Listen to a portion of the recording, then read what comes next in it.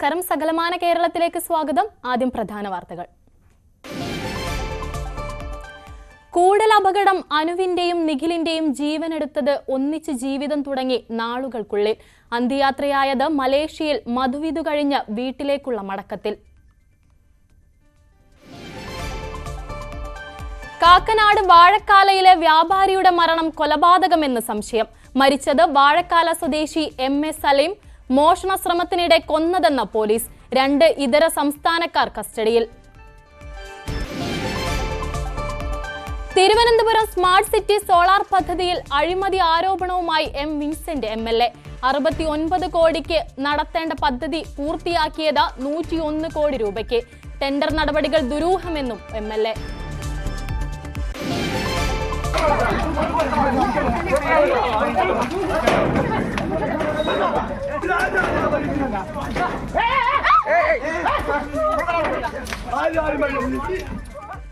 Kasaragod വെള്ളരിക്കുണ്ടിൽ വഴിത്തർക്കം.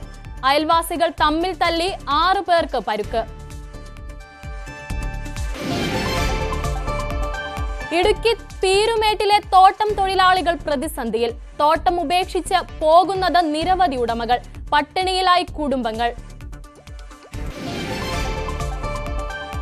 Thiruvananthapuram Kovalam watch tower ശോചനീയ അവസ്ഥയിൽ.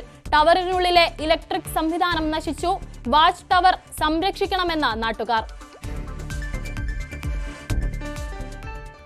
വാർത്തകൾ വിശദമായി. കറുത്ത ഞായർ.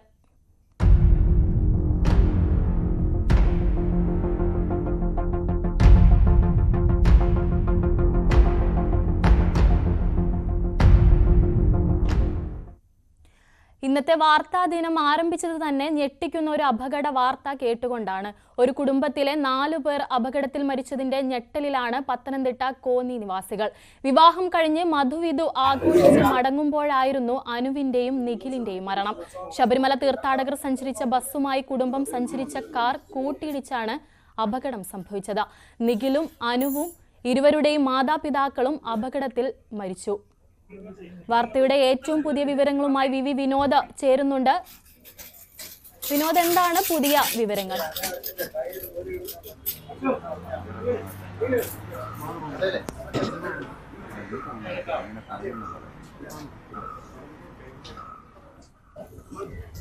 ഇന്ന് രാവിലെയാണ് വാഹനമിടിച്ച് 4 പേരുടെ മരണത്തിനിടയാക്കിയ ദാരുണമായ സംഭവം ഉണ്ടാവുന്നത്. പുലർച്ചെ 4:30യോടെയാണ് അപകടം സംഭവിക്കുന്നത്. മലേഷ്യയിൽ നിന്നും വീട്ടിലേക്ക്, തിരുവനന്തപുരം എയർപോർട്ടിൽ നിന്ന് വീട്ടിലേക്ക് മടങ്ങവെയാണ് അപകടം നടന്നത്. നവംബർ 30-നായിരുന്നു ഇരുവരുടെയും വിവാഹം. വിവാഹം കഴിഞ്ഞ് ഹണിമൂണിനായി മലേഷ്യയിലേക്ക് പോവുകയും ഇരുവരെയും തിരികെ കൂട്ടിക്കൊണ്ടുവരാൻ ഇരുവരുടെയും അച്ഛന്മാർ പോവുകയുമായിരുന്നു.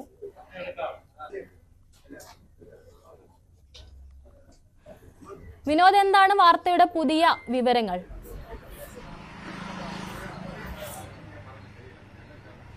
ഇതിൽ 4 പേരുടെയും മൃതദേഹങ്ങൾ ഇപ്പോൾ സ്വകാര്യ മോർച്ചറിയിലേക്ക് എത്തിച്ചിട്ടുണ്ട്. പത്തനംതിട്ട ജില്ലാ ആശുപത്രിക്ക് സമീപം തന്നെയുള്ള സ്വകാര്യ മോർച്ചറിയിലേക്കാണ് 4 പേരുടെയും മൃതദേഹങ്ങൾ എത്തിച്ചത്.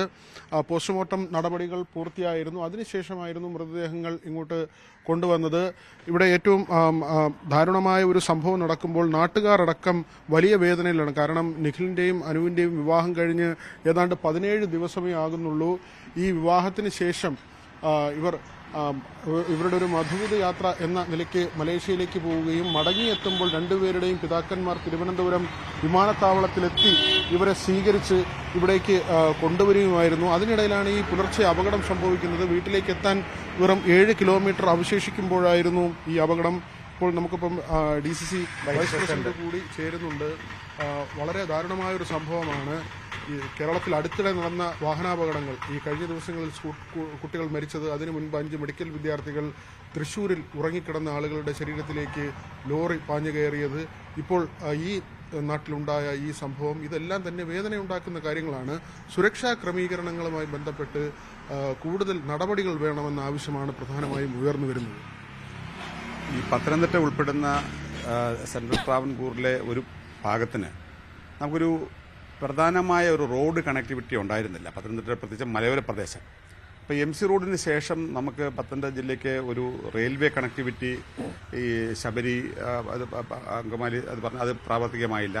പിന്നീടുണ്ടായിരുന്നായിരുന്നു മൂവാറ്റുപുഴയിൽ തുടങ്ങി പുനലൂരിൽ അവസാനിക്കുന്ന KSTP റോഡ്. അത് പല ഘട്ടങ്ങളിലായിട്ട് മുടങ്ങിക്കിടക്കുകയായിരുന്നു. അപ്പോൾ അതിനെതിരെ ഞങ്ങൾ അന്ന് KSTP റോഡ് വേണമെന്ന് പറഞ്ഞ് 3 ജില്ലാ കോൺഗ്രസ് കമ്മിറ്റികൾ പത്തനംതിട്ടയും കൊല്ലവും കോട്ടയവും കൂടെ സംയുക്തമായി ഞങ്ങൾ സമരം സംഘടിപ്പിച്ചിരുന്നു.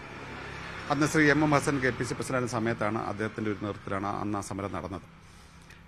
എന്തായാലും അത് പ്രാവർത്തികമായി കഴിഞ്ഞതിന് ശേഷം നാടിനെ ദുഃഖിപ്പിക്കുന്ന ഒട്ടനവധി ദുരന്തങ്ങൾ, ജീവൻ നഷ്ടപ്പെട്ടവരുണ്ട്, അംഗവൈകല്യം സംഭവിച്ചവരുണ്ട്, ഒട്ടനേകം അപകടങ്ങൾ ഈ മേഖലയിൽ ഉണ്ടായിട്ടുണ്ട്.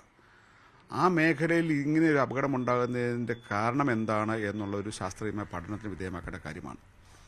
ഇതേക്കുറിച്ച് ആധികാരികമായി പറയാൻ എനിക്കറിയില്ലെങ്കിൽ പോലും പ്രാഥമികമായി വാഹനങ്ങൾ ഓടിക്കുന്ന ആളുകളെന്ന നിലയിൽ നമുക്ക് മനസ്സിലാവുന്ന ഒരു കാര്യം, ഈ റോഡുകൾക്കൊന്നും ഡിവൈഡറില്ല. അപ്പോൾ നമ്മുടെ തിരുവിതാംകൂറിലെ പല ഭാഗത്തും പല ഉൾപ്രദേശങ്ങളിലും എല്ലാം നല്ല റോഡുകൾ ഇപ്പോൾ ഉണ്ട്. പക്ഷേ ആ റോഡുകൾക്കൊന്നും വീതിയില്ല. കോൺട്രാക്ടർമാർക്ക് ബില്ല് മാറാൻ വേണ്ടിയിട്ട് നല്ല രീതിയിൽ ടാറ് പൂശി വെച്ചിരിക്കുന്ന നല്ല മിനുസമുള്ള റോഡുകളാണ്. പക്ഷെ ഒരു മഴ പെയ്താൽ ഒരല്പം ഓയിൽ വീണാൽ ആ റോഡുകളിലൊന്നും ബ്രേക്ക് അപ്ലൈ ചെയ്താൽ കിട്ടുന്ന ഒരു സാഹചര്യമല്ല. റോഡുകൾക്ക് മധ്യഭാഗത്ത് വരകളില്ല, ഡിവൈഡറുകളില്ല, രാത്രിയിൽ റിഫ്ലക്ടറുകളില്ല, റോഡിൽ ലൈറ്റില്ല. അപ്പം ആ പ്രദേശത്ത് പരിചയമുള്ള ഒരു ഡ്രൈവർക്ക് പോലും ഒരു പ്രദേശത്തുകൂടെ വാഹനം ഓടിച്ചുകൊണ്ട് പോകാനൊക്കാത്തൊരു സാഹചര്യം ഇപ്പം നിലവിലുണ്ട്.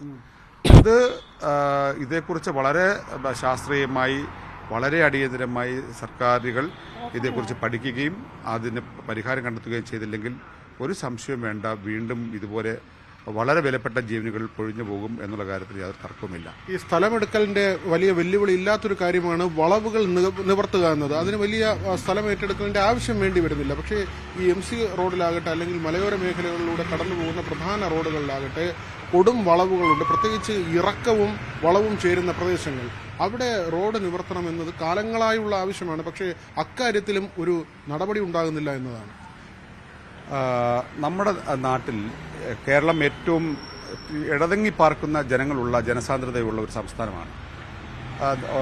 നമുക്കെല്ലാവർക്കും അറിയാം, ശ്രീ VS അച്യുതാനന്ദൻ മുഖ്യമന്ത്രിയായിരുന്ന കാലത്ത് പ്രതിപക്ഷ നേതാവായിരുന്ന ഉമ്മൻചാണ്ടിയുടെയും മുഖ്യമന്ത്രിയായിരുന്ന VS അച്യുതാനന്ദൻ്റെയും നേതൃത്വത്തിലുള്ള ഒരു സംയുക്ത നിവേദക സംഘം അന്ന് പ്രധാനമന്ത്രിയായിരുന്ന ശ്രീ ഡോക്ടർ മൻമോഹൻ സിംഗിനെ കണ്ട് കേരളത്തിലെ നാഷണൽ ഹൈവേക്ക് വീതി കൂട്ടണ്ട എന്നാവശ്യപ്പെട്ട ഒരു സംഭവം ഉണ്ടായിട്ടുണ്ട്. അന്നത്തെ ഗതാഗത മന്ത്രിയായിരുന്ന ശ്രീ ജോസ് തെറ്റയിൽ ആ നിവേദനം കൊടുത്തതിന് ശേഷം പിന്നീട് നടത്തിയ പത്രപ്രസ്താവന ഇതിന് നമുക്ക് വരും തലമുറകളോട് മറുപടി പറയേണ്ടി വരുമെന്നുള്ളതാണ്. അപ്പോൾ റോഡുകൾക്ക് വീതി ഉണ്ടാക്കാൻ സ്ഥലം വിട്ടുകൊടുക്കാതിരിക്കുക എന്നുള്ളത് ഒരു പൊതുവായ ഒരു കാര്യമാണ്. പക്ഷേ അതിനൊരു കാരണമായി പറയുന്നത് തിങ്ങിപ്പാർക്കുന്ന കേരളത്തിന്റെ ജനസാന്ദ്രതയാണ്. അപ്പം അതിനെ എങ്ങനെ നമുക്ക് ശാസ്ത്രീയമായി അതിനെ മറികടക്കാം? അപ്പം നമുക്ക് അത്തരം ജനസാന്ദ്രത അതിദാരുണമായ ഒരു അപകട വാർത്തയായിരുന്നു ഇന്ന് രാവിലെ തന്നെ പത്തനംതിട്ട കോന്നിയിലെ സംഭവിച്ചത്. മറ്റു വാർത്തയിലേക്ക്. കൊച്ചി കാക്കനാട് വാഴക്കാലയിൽ കച്ചവടക്കാരന്റെ മരണം കൊലപാതകമെന്ന സംശയം. വാഴക്കാല ഓത്തുപള്ളി റോഡിലെ താമസക്കാരൻ MA സലീമിന്റെ മരണത്തിലാണ് കൊലപാതക സാധ്യത പോലീസ് തള്ളാത്തത്. കേസിൽ 2 ഇതര സംസ്ഥാന തൊഴിലാളികളെ പോലീസ് കസ്റ്റഡിയിലെടുത്തു. ഇക്കഴിഞ്ഞ 30-ാം തീയതിയാണ് സലീമിനെ വീടിനുള്ളിൽ മരിച്ച നിലയിൽ കണ്ടെത്തിയത്. മരണത്തിൽ അസ്വാഭാവികത തോന്നിയതിനെ തുടർന്ന് ആന്തരികാവയവങ്ങൾ രാസപരിശോധനയ്ക്ക് അയച്ചിരുന്നു. അതിന്റെ ഫലം കാത്തിരിക്കുകയാണ് പോലീസ്. എറണാകുളം കോതമംഗലത്ത് കാട്ടാന മറച്ചിട്ട പന ദേഹത്ത് വീണ് മരിച്ച എഞ്ചിനീയറിംഗ് വിദ്യാർത്ഥിയുടെ മൃതദേഹം പോസ്റ്റ്മോർട്ടത്തിന് ശേഷം ജന്മനാടായ തൃശൂരിലെത്തിച്ചു. ഇന്നലെ വൈകിട്ടാണ് കോതമംഗലം MA എഞ്ചിനീയറിംഗ് കോളേജിലെ 3-ാം വർഷ വിദ്യാർത്ഥിനിയായ ആൻമരിയ മരിച്ചത്. സുഹൃത്തിനൊപ്പം ബൈക്കിൽ സഞ്ചരിക്കുമ്പോഴായിരുന്നു അപകടമുണ്ടായത്. പരുക്കേറ്റ സുഹൃത്ത് ചികിത്സയിൽ തുടരുകയാണ്.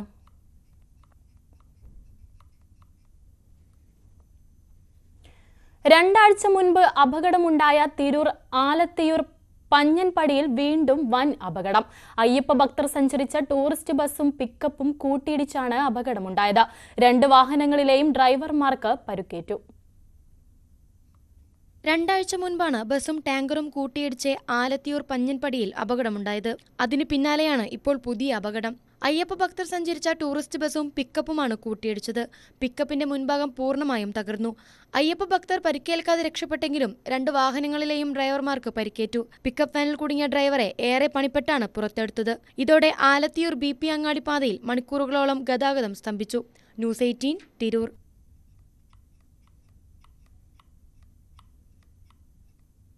ദേശീയപാതയിൽ വടകരയിൽ കാറിടിച്ച് വയോധിക മരിക്കുകയും പേരമകൾ അബോധാവസ്ഥയിലാവുകയും ചെയ്ത സംഭവത്തിൽ പ്രതിക്കെതിരെ ഇൻഷുറൻസ് തട്ടിപ്പിന് കേസെടുത്തു. വ്യാജരേഖ ചമച്ച് ഇൻഷുറൻസ് കമ്പനിയിൽ നിന്നും പണം തട്ടിയതിനാണ് നാദാപുരം പോലീസ് കേസെടുത്തത്. അപകടത്തിൽ വാഹനത്തിനുണ്ടായ കേടുപാടുകൾ മാറ്റാൻ വാഹന ഉടമയായ പ്രതി നാഷണൽ ഇൻഷുറൻസ് കമ്പനിയിൽ നൽകിയ വിവരമാണ് അന്വേഷണത്തിന് വഴിത്തിരിവായത്. പ്രതി ജില്ലാ സെഷൻസ് കോടതിയിൽ മുൻകൂർ ജാമ്യാപേക്ഷ നൽകിയിട്ടുണ്ട്. സ്മാർട്ട് സിറ്റിയുടെ ഭാഗമായി തിരുവനന്തപുരത്ത് നടപ്പാക്കിയ സോളാർ പദ്ധതിയിൽ അഴിമതി ആരോപണവുമായി M. Vincent MLA. സോളാർ പ്ലാന്റുകൾ സ്ഥാപിച്ചത് ബെഞ്ച് മാർക്ക് വിലയേക്കാൾ അധിക തുകയ്ക്കാണെന്നും 69 കോടിക്ക് പൂർത്തിയാക്കാവുന്ന പദ്ധതി 101 കോടി രൂപയ്ക്കാണ് നൽകിയതെന്നും വിൻസെന്റ് ആരോപിച്ചു. ടെൻഡർ നടപടികൾ ദുരൂഹമാണെന്നും MLA കൂട്ടിച്ചേർത്തു.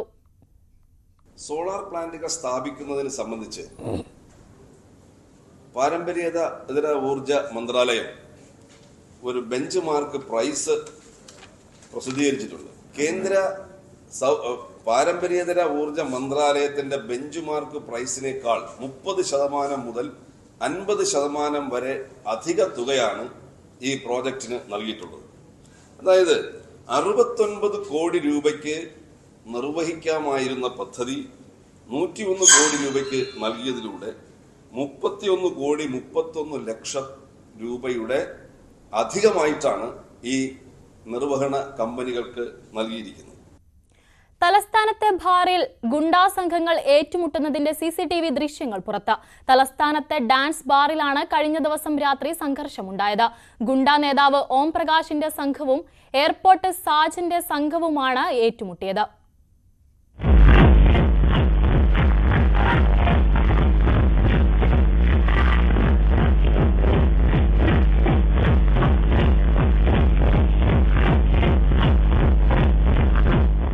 തിരുവനന്തപുരം നഗരത്തിലെ ഡാൻസ് ബാറിൽ കഴിഞ്ഞ ദിവസം രാത്രി DJ പാർട്ടി നടക്കുന്നതിനിടയിലാണ് ഇരു സംഘങ്ങൾ തമ്മിൽ ഏറ്റുമുട്ടിയത്.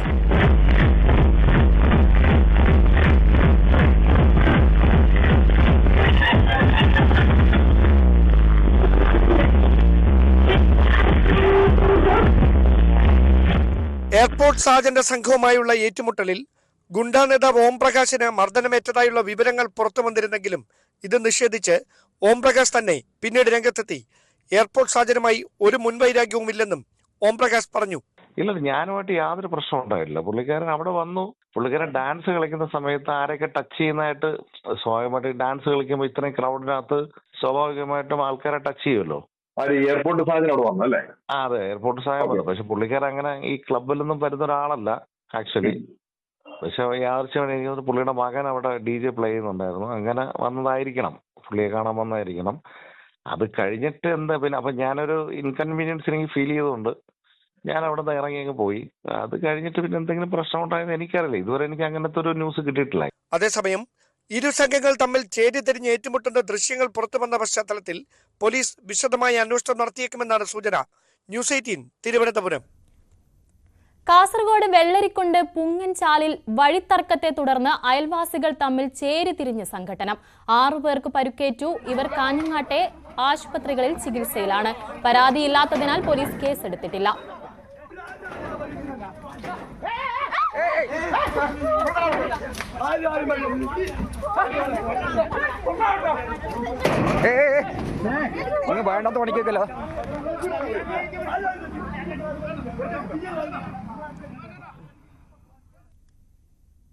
ഇടുക്കി പീരുമേട്ടിലെ തേയിലത്തോട്ടം പ്രതിസന്ധിക്ക് വർഷങ്ങളുടെ പഴക്കമുണ്ട്.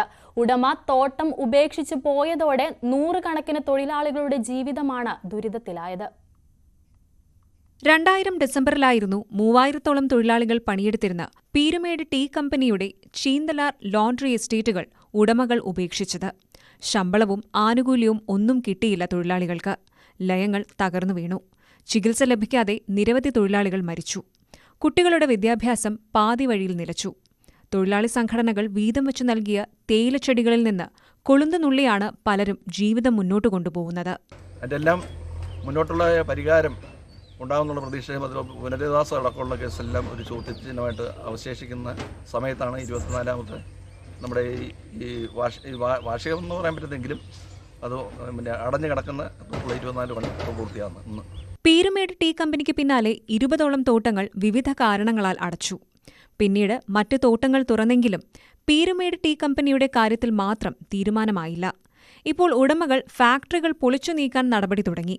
എന്നെങ്കിലും തോട്ടം തുറക്കുമെന്ന തൊഴിലാളികളുടെ പ്രതീക്ഷയും ഇതോടെ അസ്തമിക്കുകയാണ്. News 18 Idukki. Thiruvananthapuram Kovalam watch tower ശോചനീയ അവസ്ഥയിൽ. ടവറിനുള്ളിലെ ഇലക്ട്രിക് സംവിധാനം നശിച്ച സ്ഥിതിയാണ് നിലവിൽ. ഇതോടൊപ്പം ഇടക്കല്ല് മേഖലയുടെ വികസനവും നടപ്പാക്കണമെന്നാണ് ആവശ്യം. കൃത്യമായ അറ്റകുറ്റപ്പണിയില്ലാത്തതാണ് വാച്ച് ടവറിന്റെ ശോച്യാവസ്ഥയ്ക്ക് കാരണം. കാലപ്പഴക്കം മൂലം ടവറിനുള്ളിലെ ഇലക്ട്രിക് സംവിധാനം നശിച്ചു. സമീപത്ത് വിനോദസഞ്ചാരികളെ ആകർഷിക്കുന്ന പാറക്കൂട്ടത്തിലേക്കുള്ള വഴിയും പ്രദേശവും കാട് കയറി. വഴിവിളക്കുകളുടെ തൂണുകൾ തുരുമ്പെടുത്തു. അപായസൂചനാ ബോർഡുകൾ നിലംപൊത്തി. സൂര്യാസ്തമയം കാണാൻ നിരവധി പേർ ഇവിടെ എത്താറുണ്ട്. സെൽഫി പോയിന്റുകളും ഇല്ലാതായി. സുരക്ഷാവേലിയില്ലാത്തതും ആശങ്കയാണ്.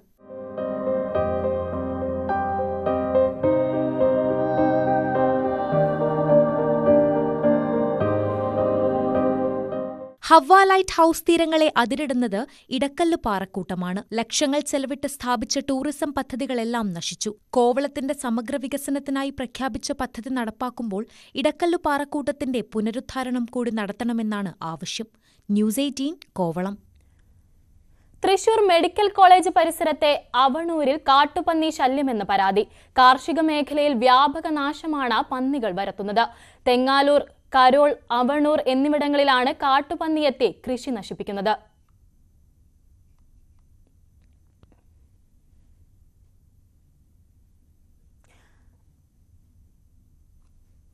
കൃഷിനാശം സംഭവിപ്പിക്കുന്നത് അത് നെല്ല് മാത്രമല്ല, വാഴ, ചേമ്പ്, ഒരു സാധനം വീട്ടിൽ വയ്ക്കാൻ പറ്റാത്ത അവസ്ഥയാണ്. ഈ നിലയ്ക്ക് പോകുന്നത് ജനങ്ങളുടെ ജീവനെ വരെ ഭീഷണിയാവുന്ന രീതിയിലാണ്. പല സ്ഥലങ്ങളിലും രാത്രികാലങ്ങളിൽ ഇവർ റോഡ് ക്രോസ് ചെയ്ത് ജനങ്ങൾ വീണ് അപകടം സംഭവിക്കുന്ന സാഹചര്യം കൂടി നിലവിലുണ്ട്. ആര്യങ്കാവ് അച്ചൻകോവിൽ ശ്രീ ധർമ്മശാസ്ത്ര ക്ഷേത്രത്തിലേക്കുള്ള തിരുവാഭരണ ഘോഷയാത്ര പുനലൂർ പുതിയിടത്ത് ശ്രീകൃഷ്ണസ്വാമി ക്ഷേത്രസന്നിധിയിൽ നിന്നും പുറപ്പെട്ടു. ശബരിമലയോളം തന്നെ പ്രശസ്തമാണ് ആര്യങ്കാവ് അച്ചൻകോവിൽ ശ്രീ ധർമ്മശാസ്ത്ര ക്ഷേത്രങ്ങൾ. പുനലൂർ പുതിയിടത്ത് ശ്രീകൃഷ്ണസ്വാമി ക്ഷേത്രത്തിലെ സ്ട്രോങ് റൂമിൽ നിന്നും എടുത്ത് ക്ഷേത്രത്തിൽ പ്രത്യേകമായി ഒരുക്കിയ പന്തലിൽ ദർശനത്തിനായി വച്ചിരുന്നു.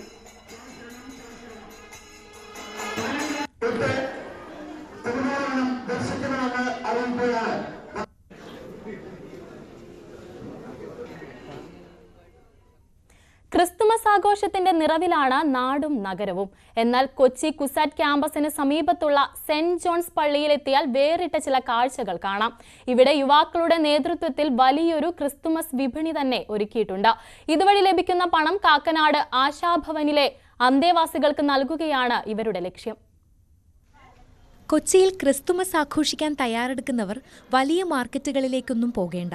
കുസാറ്റ് ക്യാമ്പസിലെ സെന്റ് ജോൺസ് പള്ളിയിലെത്തിയാൽ എല്ലാം ലഭിക്കും. പുൽക്കൂടും ട്രീയും ഒരുക്കുന്നതിനും വീട് മോടി പിടിപ്പിക്കുന്നതിനും വേണ്ട അലങ്കാര വസ്തുക്കൾ മാത്രമല്ല, ക്രിസ്തുമസ് തീമിലുള്ള വസ്ത്രങ്ങളും സാന്റാ സെയിലിന്റെ ഭാഗമായുണ്ട്. ഇടവകയിലെ യൂത്ത് അസോസിയേഷന്റെ നേതൃത്വത്തിലാണ് സാന്റാ സെയിൽ സംഘടിപ്പിച്ചിരിക്കുന്നത്. വികാരി Father Joshi Puthuva, youth coordinator professor Shiny Palatty എന്നിവരുടെ മേൽനോട്ടത്തിലാണ് സാന്റാ സെയിൽ. ഈ ക്രിസ്മസ് കാലഘട്ടത്തിൽ കരുണയുടെയും സ്നേഹത്തിൻ്റെയും മഹത്തായ സന്ദേശം ഉൾക്കൊണ്ടുകൊണ്ട് ഈ സെയിലിൽ നിന്ന് കിട്ടുന്ന മുഴുവൻ വരുമാനവും കാക്കനാടുള്ള ആശാഭവനിൽ താമസിക്കുന്ന മെൻ്റലി ചാലഞ്ച്ഡ് ആയിട്ടുള്ള ഇൻമേറ്റ്സിന് വേണ്ടി അവരുടെ പുനരുദ്ധാരണത്തിന് വേണ്ടി ചെലവഴിക്കാൻ വേണ്ടിയാണ് ഈ സെയിൽ ഇവിടെ ഒരുക്കിയിരിക്കുന്നത്. ഇടവകയിലെ വിശ്വാസി സമൂഹം ഒന്നടങ്കം സാന്റാ സെയിൽ വിജയിപ്പിക്കാൻ രംഗത്തുണ്ട്. കുസാറ്റിൽ നിന്നുള്ള വിദ്യാർത്ഥികളുടെ പങ്കാളിത്തവും ശ്രദ്ധേയമാണ്. ഞങ്ങളെല്ലാവരും ഈ ഒരു സാന്റാ സെയിൽ എന്ന് പറഞ്ഞൊരു സംഭവം ചെയ്യുന്നത് ഞങ്ങൾ കാക്കനാടുള്ള ആശാഭവനിലേക്ക് അവരെ സഹായിക്കാൻ വേണ്ടിയിട്ട് ഒരു ചാരിറ്റി പ്രവർത്തനമായിട്ടാണ് ഞങ്ങൾ ചെയ്യുന്നത്. 2 ദിവസം നീണ്ടു നിൽക്കുന്ന സാന്റാ സെയിലിൽ നിന്ന് ലഭിക്കുന്ന വരുമാനം കാക്കനാട് ആശാഭവനിലെ അന്തേവാസികൾക്ക് നൽകാനാണ് തീരുമാനം. ക്രിസ്തുമസ് ആഘോഷത്തിനൊപ്പം ജീവകാരുണ്യ പ്രവർത്തനങ്ങളിലും പങ്കാളികളാകണമെന്ന വലിയ സന്ദേശമാണ് കുസാറ്റ് സെന്റ് ജോൺസ് പള്ളിയിലെ യുവാക്കൾ നൽകുന്നത്. ന്യൂസ് 18 കൊച്ചി. മാതൃസ്നേഹത്തിന്റെയും പാതിവ്രത്യത്തിന്റെയും മഹത്വം വിളിച്ചോതുന്ന അപൂർവ ചടങ്ങുമായി എറണാകുളം എളമക്കര ക്ഷേത്രത്തിലെ ജയന്തി ആഘോഷം. താരാട്ടുപാടി ദൈവവിഗ്രഹത്തെ ഉറക്കുന്നതാണ് പ്രധാന ചടങ്ങ്. തിരുതൊട്ടിലാട്ടത്തിന് എത്തുന്ന ദമ്പതികൾക്ക് സന്താന സൗഭാഗ്യം ഉണ്ടാകുമെന്നാണ് വിശ്വാസം. അത്രി മഹർഷിയുടെ പത്നിയായ അനസൂയ ദേവിയുടെ പാതിവ്രത്യം അളക്കാനെത്തുന്ന ത്രിമൂർത്തികളെ പിഞ്ചു പൈതങ്ങളാക്കി മാറ്റി മുലയൂട്ടിയ ഐതിഹ്യവുമായി ബന്ധപ്പെട്ടതാണ് ദത്താത്രേയ ജയന്തി ആഘോഷം. അനസൂയാദേവിയെ താരാട്ടുപാടി ഉറക്കുന്നു എന്ന വിശ്വാസവും ഭക്തജനങ്ങൾക്കുണ്ട്. വിഗ്രഹത്തെ ശ്രീകോവിലിൽ നിന്ന് ആനപ്പന്തലിലേക്ക് ആനയിച്ച് പ്രത്യേകം തയ്യാറാക്കിയ പീഠത്തിലിരുത്തി മന്ത്രോച്ചാരണത്തോടെയുള്ള പ്രത്യേക പൂജകൾ. പിന്നീട് പീഠത്തോട് ചേർന്ന് തയ്യാറാക്കിയ തൊട്ടിലിൽ കിടത്തി വിഗ്രഹത്തെ താരാട്ടുപാടി ഉറക്കുന്നതാണ് പ്രധാന ചടങ്ങ്.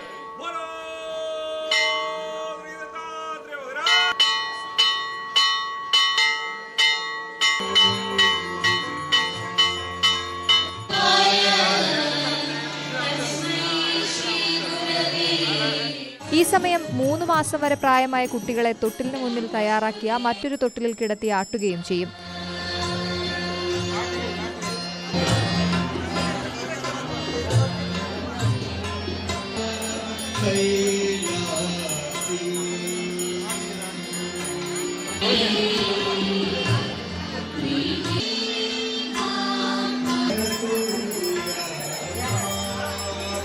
താരാട്ട് കഴിയുന്നതോടെ മറ്റു പൂജകളും തീർത്ത് വിഗ്രഹത്തെ തൊട്ടിലിൽ നിന്നെടുത്ത് തിരികെ ശ്രീകോവിലേക്ക് കൊണ്ടുപോകുന്ന ചടങ്ങും പൂർത്തിയാകുമ്പോൾ ജയന്തി ആഘോഷത്തിന് സമാപനമാകും. വൈശ്യവാണിയ കൊങ്ങിണി സമുദായക്കാരാണ് ആഘോഷത്തിന് നേതൃത്വം നൽകുന്നത്. ന്യൂസ് 18 കൊച്ചി. തൃശൂർ മറ്റത്തൂരിൽ നടന്ന ഫോട്ടോ പ്രദർശനം ശ്രദ്ധേയമാകുന്നു. 13 കലാകാരന്മാരുടെ ചിത്രങ്ങളാണ് പ്രദർശനത്തിന് ഉണ്ടായിരുന്നത്. സൈലൻസ് ആൻഡ് കയോസ് ക്യൂറേറ്റഡ് എന്ന പേരിലാണ് പ്രദർശനം. ഗ്രാമീണ മേഖലയിലെ ഫോട്ടോഗ്രാഫർമാർക്കായി സ്ഥാപിതമായ ഫോട്ടോ മ്യൂസിയത്തിലാണ് പ്രദർശനം. 13 ഫോട്ടോഗ്രാഫർമാർ പകർത്തിയ 17 ചിത്രങ്ങളാണ് പ്രദർശനത്തിലുള്ളത്.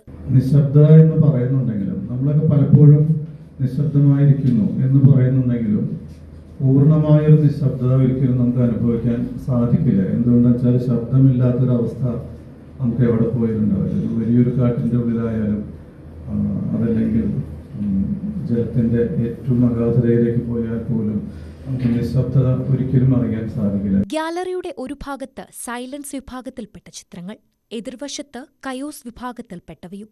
യാത്രികനും സഞ്ചാര സാഹിത്യകാരനുമായ ഡോക്ടർ KB ഹരികൃഷ്ണൻ പ്രദർശനം ഉദ്ഘാടനം ചെയ്തു. പ്രദർശനം ജനുവരി 10 വരെ നീളും.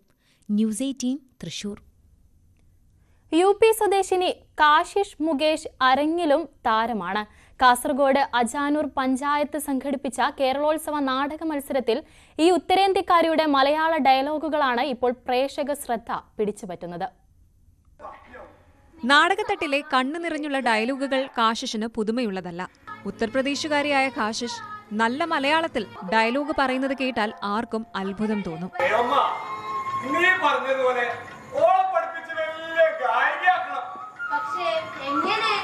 നെഹ്റു ബാലവേദി ആൻഡ് സർഗവേദിയുടെ നൂലുകൊണ്ട് മുറിവേറ്റവർ എന്ന ആന്ധ്രയിലെ കർഷകരുടെ കഥ പറയുന്ന നാടകത്തിലാണ് കാശിഷ് തന്റെ അഭിനയ മികവ് കൂടി തെളിയിച്ചത്. ഈ ഒരു ഓപ്പർച്യൂണിറ്റി തന്നെ നെഹ്റു ബാലവേദി സർഗവേദിക്ക് ഫസ്റ്റ് ഓഫ് ഓൾ ഞാൻ താങ്ക് യു സോ മച്ച് പറയുന്നത്. അതുപോലെ തന്നെ എന്നെ ഈ ഒരു സ്റ്റാൻഡിൽ നിർത്താൻ വേണ്ടിയിട്ട് ഈ ഒരു റോള് തന്നെ എവ്രിവൺ, ഫാമിലി ആയാലും പാരന്റ്സ് ആയാലും ക്ലബ്ബത്തെ മെമ്പേഴ്സ് ആയാലും സഹകരിച്ച എല്ലാവർക്കും താങ്ക് യു സോ മച്ച് പറയുന്നത്. ഇതുവരെ ഞാൻ പാർലമെന്റിൽ സ്പീച്ച് പറഞ്ഞായിരുന്നു. ഇപ്രാവശ്യം കേരളോത്സവത്തിന് സ്പീച്ച് വന്നിട്ടുണ്ട്. ഫസ്റ്റ് കിട്ടിയിട്ടുണ്ട്. ഫസ്റ്റ് വിത്ത് എ ഗ്രേഡ് ആണ് കിട്ടിയിട്ടില്ലേ. വെള്ളിക്കോത്ത വാടക വീട്ടിൽ അമ്മ പൂജയ്ക്കും 6 സഹോദരങ്ങൾക്കുമൊപ്പം കഴിയുന്ന കാശിഷ് ഇന്ത്യൻ പാർലമെന്റ് സെൻട്രൽ ഹാളിൽ പ്രസംഗിച്ച മിടുക്കിയാണ്. ന്യൂസ് 18 കാസർഗോഡ്. ശരണമന്ത്രമുഖരിതം സന്നിധാനം. ശബരീശ ദർശനം നിങ്ങൾക്കായി സമർപ്പിക്കുന്നത് മിൽമ ഗീ. വ്രതശുദ്ധിയുടെയും നന്മയുടെയും നാളുകൾ പരിശുദ്ധമാക്കാം മിൽമയ്ക്കൊപ്പം. ശബരിമലയിൽ തീർത്ഥാടകരുടെ എണ്ണത്തിലും വരുമാനത്തിലും വർധനവ്. ഇത്തവണ 4.5 ലക്ഷത്തിൽ കൂടുതൽ തീർത്ഥാടകർ അധികമായി ദർശനത്തിനെത്തി. കഴിഞ്ഞ വർഷത്തെ അപേക്ഷിച്ച് 22,76 ലക്ഷത്തിൽ പരം രൂപയാണ് അധിക വരുമാനമായി ലഭിച്ചത്. 29 ദിവസത്തെ കണക്കാണ് ദേവസ്വം ബോർഡ് പുറത്തുവിട്ടത്. കഴിഞ്ഞ വർഷം ഇതേ ദിവസം 18,16,913 തീർത്ഥാടകരാണ് ദർശനത്തിനെത്തിയത്. ഇത്തവണ അത് 22,67,956 4,51,043 തീർത്ഥാടകരുടെ വർധനവ്. ഇതോടെ വരുമാനവും വർദ്ധിച്ചു. ആകെ വരുമാനം ഇത്തവണ 163,89,20,204 കഴിഞ്ഞ തവണ ഇത് 141,12,97,723 ഇത്തവണ ആകെ വരുമാനത്തിൽ 22,74,22,481 രൂപയുടെ വർധനവ്. ഇത്തവണ 4,51,043 പേർ അധികമായി. ആകെ വന്നിട്ടുള്ള വരുമാനം 163,89,20,204 എന്ന് പറഞ്ഞാൽ ഇപ്രാവശ്യം അധികമായി 22,76,22,481 രൂപയുടെ അധിക വരുമാനം. അരവണയുടെ ഉൽപാദനം വർദ്ധിപ്പിച്ചതും നേട്ടമായി. കഴിഞ്ഞ തവണ 65 കോടി രൂപയുടെ അരവണ വിറ്റ സ്ഥാനത്ത് ഇത്തവണ 182 കോടി രൂപയായി. കാണിക്ക 43 കോടിയിൽ നിന്ന് 52 കോടിയായി. വരുമാനം വർദ്ധിച്ചു എന്നതിനപ്പുറം സുഗമമായ തീർത്ഥാടനം ഒരുക്കാൻ കഴിയുന്നു എന്നതാണ് ദേവസ്വം ബോർഡിന് ആശ്വാസമാകുന്നത്. പോലീസിനും വിവിധ സർക്കാർ വകുപ്പുകൾക്കുമെല്ലാം ഇതിൽ ക്രെഡിറ്റുണ്ട്. അരുൺ പാലോടിനൊപ്പം സന്നിധാനത്ത് ജി ശ്രീജിത്ത്, ന്യൂസ് 18.